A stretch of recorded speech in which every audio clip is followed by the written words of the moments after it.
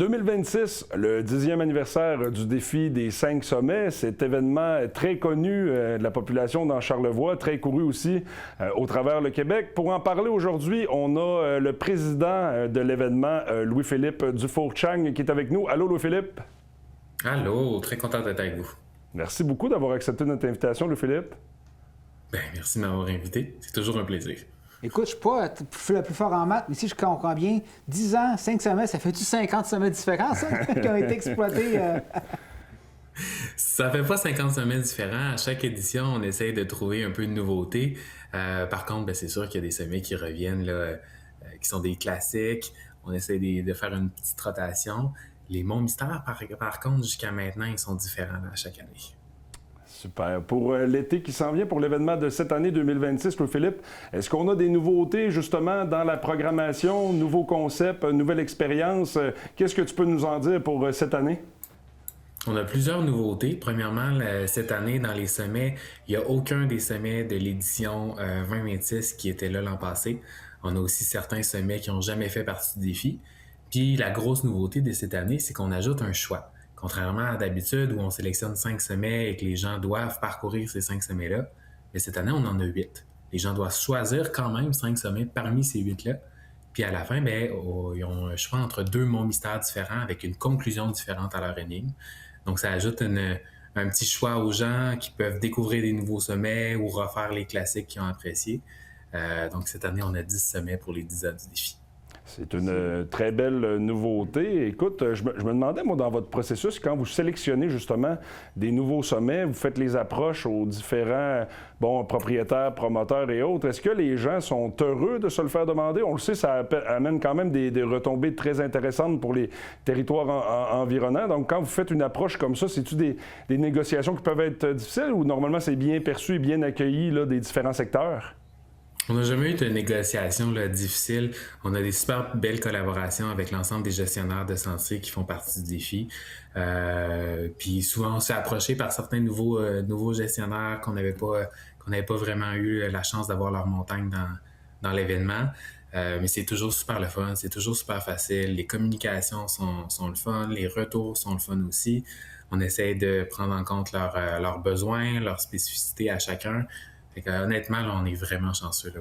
C'est bien accueilli dans le milieu. Ouais, y a-t-il un prix spécial si quelqu'un est très motivé là, puis il décide de monter toutes les montagnes, de ne pas se limiter à 5?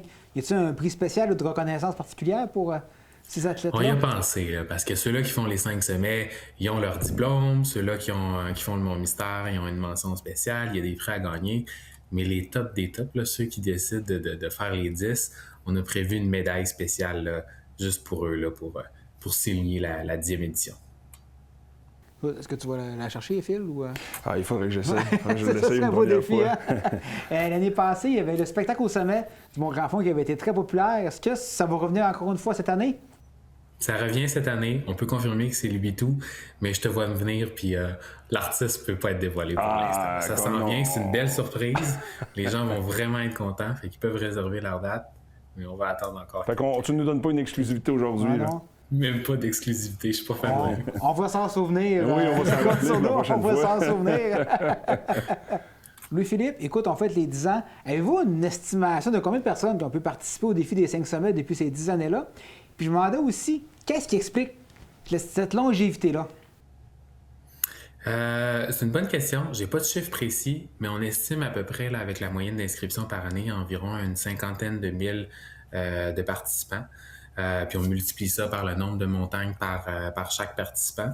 C'est un beau succès, beaucoup, là, on est reconnaissant de ça.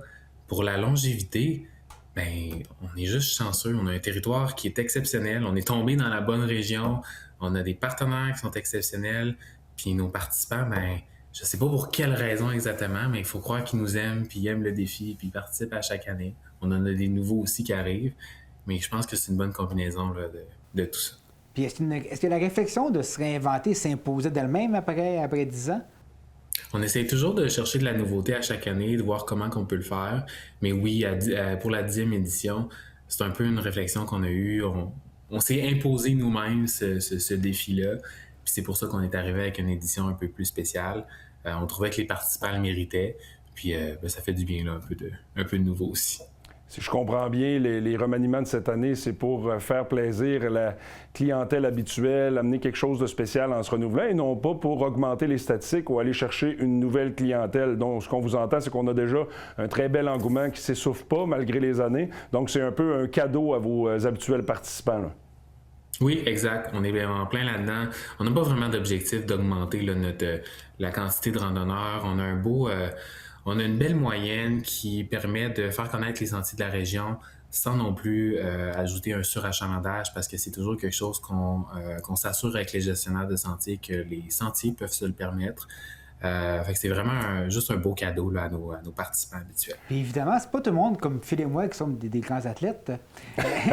Est-ce qu'il y a des montagnes qui sont accessibles à tout le monde? Est-ce que, par exemple, les gens peuvent magasiner au Wadaï? Il y a des montagnes plus difficiles, d'autres moins difficiles. Est-ce que l'offre est quand même variée avec les 10 monts sélectionnés?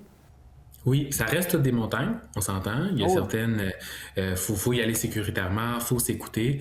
Mais oui, il y a une variation de difficulté. Puis sur notre site aussi, on décrit chacun des sommets, puis on donne des indications sur chacun aussi. On met la carte, on met aussi le dénivelé, le kilométrage, un estimé du temps que chacun prend, puis une difficulté aussi.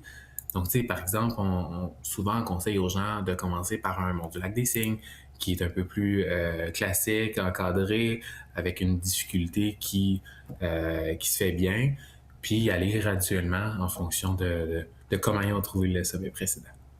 Parce que chaque année, on entend des histoires d'horreur, des pompiers qui vont chercher des gens qui étaient en gougoune, en bon français, à des sentiers, puis que là, ils se sont cassés une cheville.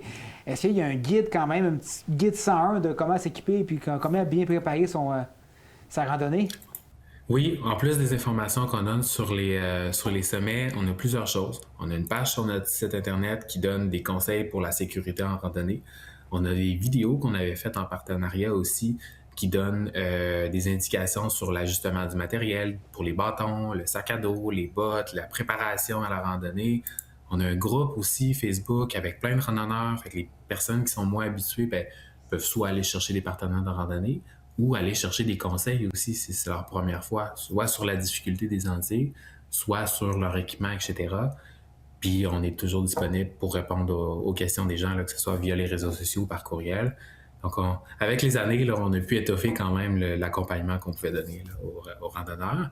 Fait que oui, c'est sûr qu'à chaque année, dépendamment des sentiers, il peut y avoir des raccompagnements, des choses comme ça. Généralement, par contre, les participants du défi profitent d'un encadrement supplémentaire que la plupart des randonneurs n'ont pas. En terminant, Louis-Philippe, premièrement, je tiens à dire que j'accepte pas le commentaire à Mathieu qui m'insère dans une catégorie de non-athlètes. Je vais l'attendre au détour, c'est sûr et certain. Pour nous, pour finir l'entrevue, Louis-Philippe, quels sont les mots que tu aurais à adresser peut-être à ceux qui hésitent encore de participer, qui vont voir l'émission et qui se diraient je ne sais pas si c'est pour moi, j'ai une famille, est-ce que ça s'adresse, est-ce qu'on les invite en grand nombre, est-ce que c'est accessible, est-ce qu'on veut une meilleure participation charlevoisienne cet été? Premièrement, je pense que pour prouver que tu n'es pas un non-athlète, tu devrais faire les 10 semaines. Ça ferait une belle preuve avec ta médaille. Très bon commentaire. Mais sinon, oui, souvent on l'entend, les gens ont un peu peur. C'est un défi, c'est des sommets. Mais commencez par allez-y avec votre rythme. Commencez avec les plus faciles. Puis quand on s'écoute, honnêtement, ça se fait bien. Puis la grande majorité des gens sont capables de le faire. Puis c'est une belle récompense là, qu'on a à la fin. Les gens de Charlevoix, c'est sûr qu'on les veut le plus possible sur nos montagnes. Souvent, on a tendance à ne pas se rendre compte de la beauté qu'on a proche de nous. Ça vaut la peine, ça vaut le détour. Là. Juste en essayer un, puis vous allez avoir le goût de faire toutes les autres. Merci beaucoup, Louis-Philippe. Écoute, félicitations une fois pour vos 10 ans. Vraiment, c'est un bel événement qui, année après année, se change, mais sans changer. Donc, la mission demeure la même. Félicitations pour ces beaux 10 ans-là. Puis, on rappelle les informations défidés5sommets.com. Oui, exactement. Merci beaucoup de t'être prêté à l'entrevue et on invite les gens à participer en grand nombre. Un gros merci à vous autres. Bonne randonnée. Bye.